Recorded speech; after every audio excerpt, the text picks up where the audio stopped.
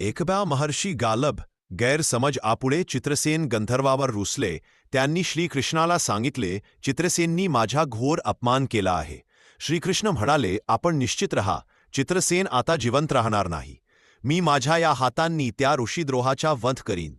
जेव्हा हे देवर्षी नारदांना समजले, त्यांनी चटकन जाऊन चित्रसेनाला सांगितले की श्रीकृष्णांनी तुझ्या वधाची प्रतिज्ञा केली आहे.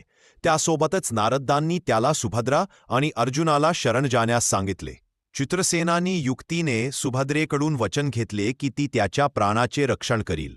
सुभद्रेचे हे वचन पाळण्यासाठी अर्जुन तयार झाला. अखेरीस श्रीकृष्ण व अर्जुन समोरासमोर आले. भयंकर युद्ध सुरू झाले. अर्जुनाने भगवान शंकराकडे मदतीची याचना केली. महादेव प्रकट झाले. त्यांनी श्रीकृष्णांकडे प्रार्थना केली. ते म्हणाले, अर्जुन आपला परमभक्त आहे. अक्कांच्या पुढे आपली प्रतिज्ञा विसरणे हा आपला सहज गुण आहे. अर्जुनाच्या रक्षणात आपला गौरव आहे. श्रीकृष्ण महादेवांच्या पाहून हसले व त्यांनी अर्जुनाला मिठीत घेतले. त्यांनी चित्रसेनाला अभयदान दिले.